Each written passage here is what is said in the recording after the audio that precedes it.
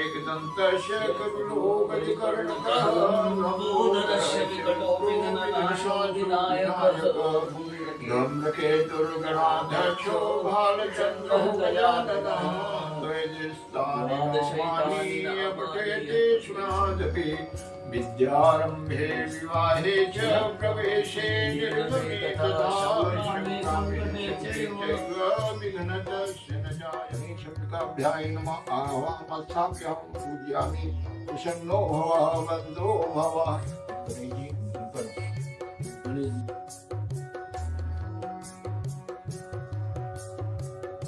अगर बकुल मत को बताया लगा ऊपर होएगा कुछ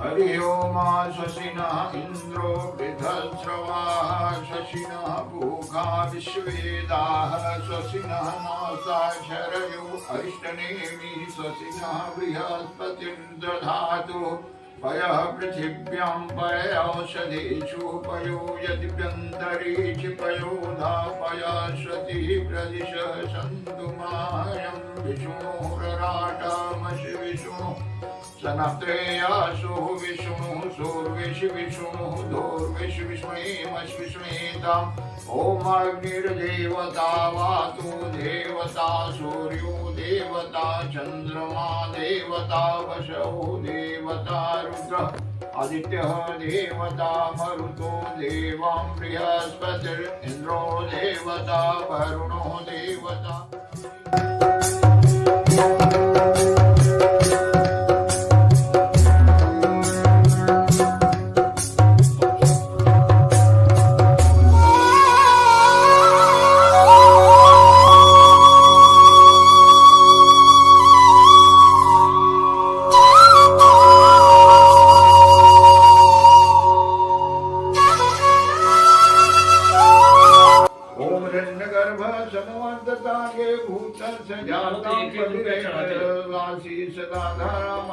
देवाय विशाखेऽहं दक्षिणां समर्पयामि वरुण देवताभ्याय नमः।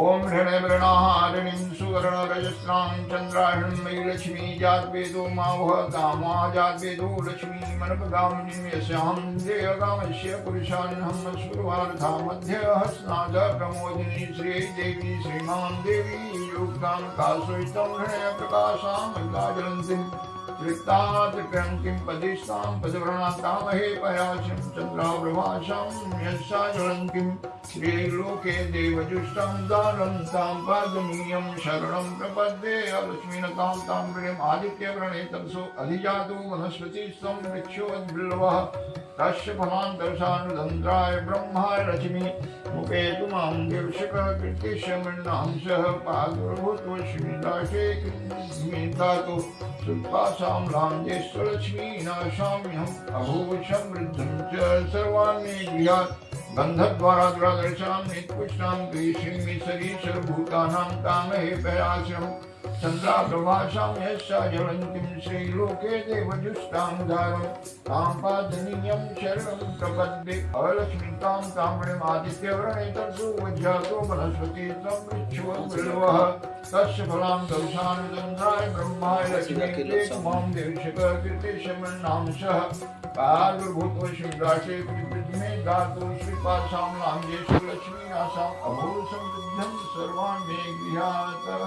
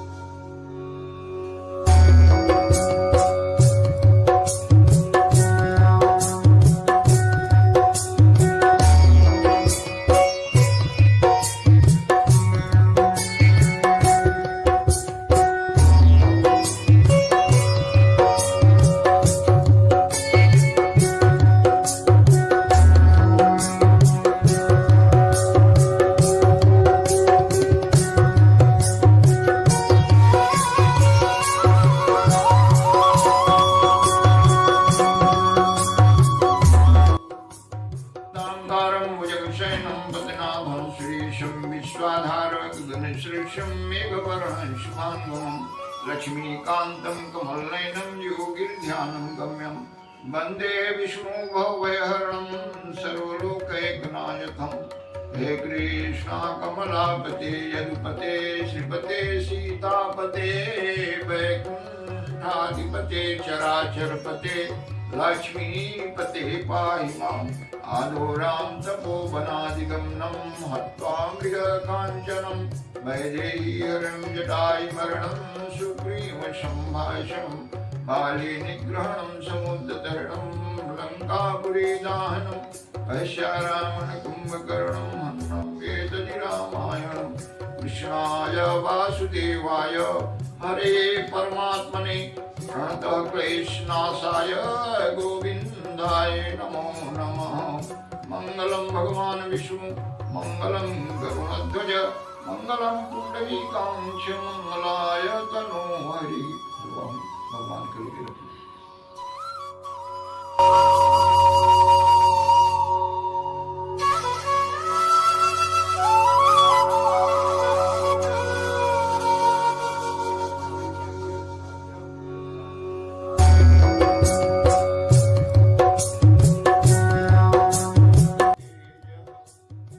बोले मुनियों आगे की कथा सुनाते हैं।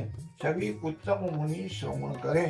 पूर्व समय में उल्कामुख नाम का बुद्धिमान राजा था और जितेंद्रिय और सत्यवादी था।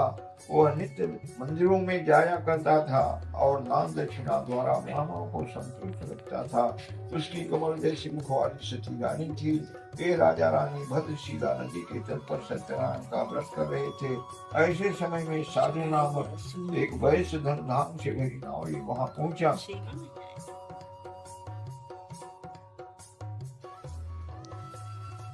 वैश्य नाव को किनारे पर लगा सत्य व्रत कर रहे राजा को देखा। उस समय वैश्य ने विनय पूर्वक राजा से प्रश्न किया। साधु नामक वैश्य बोला, हे राजन, आप भक्ति के साथ क्या कर रहे हैं, मैं यह सुनना चाहता हूँ। राजा बोले, हे साधु नामक वैश्य, हम बंधु बांधवों के साथ विष्णु भगवान सम तेजस्वी श्री सत्यनारायण का व्रत और पूजन पुत्रार्थ की प्राप्ति के लिए कर रहे हैं। राजा के वचन सुनकर साधु ने विनय पूर्वक कहा कि आप इस व्रत के संबंध में सारा विधान मुझे भी कहिए, मैं भी यह व्रत करूंगा। मेरे भी कोई संतान नहीं है, क्या इस व्रत के प्रभाव से मेरे घर में संतान होंगे? इसके बाद वह खुशी खुशी अपने घर आया।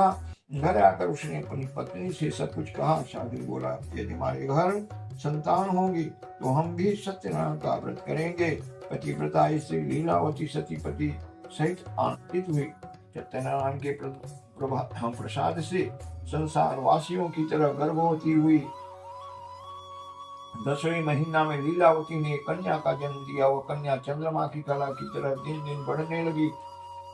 इस कन्या का नाम कलावती रखा गया। अब लीलावती ने अपने पति से मधुर वचन में कहे, हे स्वामी, आप पहले किए संकल्प के अनुसार सत्यनारायण व्रत क्यों नहीं करते? साधु नामक वैश्य बोला, हे प्रिय, कन्या के विवाह के समय यह व्रत कर लेंगे। इतना कहकर वह वैश्य नगर को चला गया। इधर कलावती कन्या पिता के घर रहकर बड़ी होने लगी। एक दिन साधु नामक वैश्य ने अपनी कन्या को सहेलियों के साथ नगर में देखा। धर्म मर्यादा को जानने वाले साधु वैश्य ने तत्काल विचार कर कन्या के योग्य श्रेष्ठ वर खोजने हेतु दूत भेजे। वैश्य की आज्ञा पाकर दूत सुसंपन्न कांचन नगर को गए। वहां से बड़ा गुणवान सुंदर वैश्य पुत्र कन्या के योग्य वर देखा और उसे ले आए।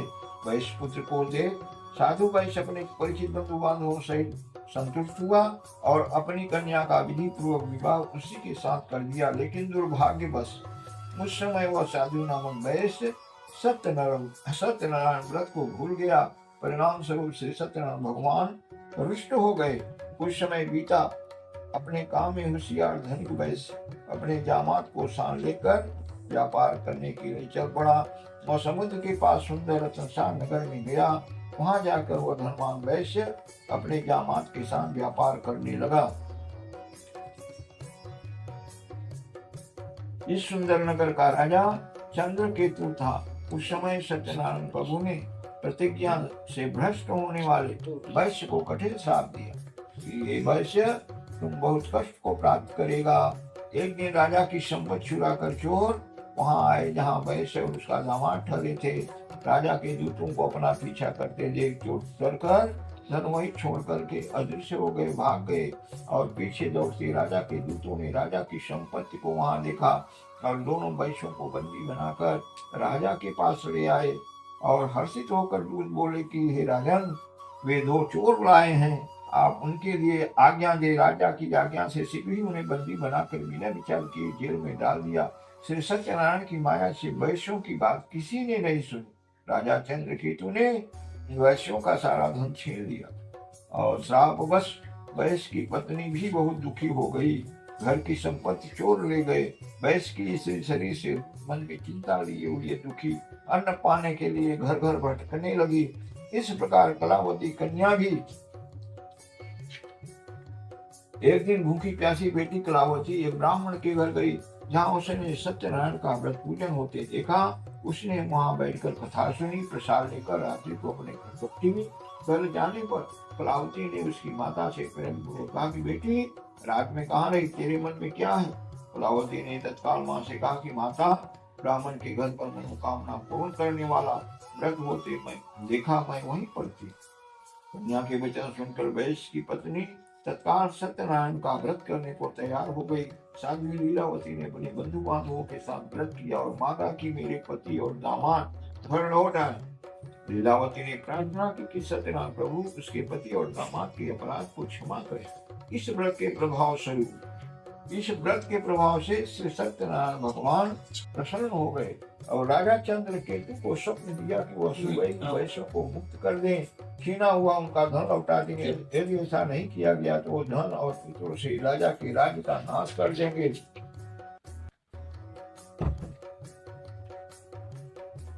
इतना बताने के बाद भगवान की स्वप्न वाणी मौन हो गई। प्रातः काल राजा ने अपने सभासदों को स्वप्न के संबंध में बताया और आदेश दिया कि बंदी वैश्यों को तत्काल छोड़ दिया जाए। राजा की आज्ञा पाकर राजा के सिपाही विनम्र भाव से दोनों वैश्य पुत्रों को बंधन के बिना राजा के समीप लाए। दोनों वैश्यों ने चंद्रकेतु को नमस्कार किया। विकट दशा के डर से व्याकुल वैश्य कुछ नहीं बोले। राजा दोनों वैश्यों को देख आदर से बोला, महाराज ने आपको यह कष्ट दिया, डरने की बात नहीं है। इसके बाद वैश्यों की बेरिया कटवा कर उनकी हजामत बनवाई और तब वत्स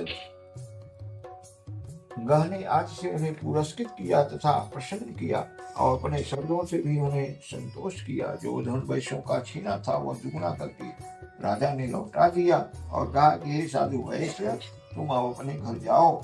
दोनों वैश्यों ने राजा को प्रणाम किया और कहा कि आपकी कृपा से हम अपने घर लौट जाएंगे। इस प्रकार दोनों वैश्य अपने घर के लिए चल पड़े। श्री स्कंद पुराणे विवाह खंडे श्री सत्यनारायण कथायाम तृतीयो अध्याय बोलो श्री सत्यनारायण भगवान की जय।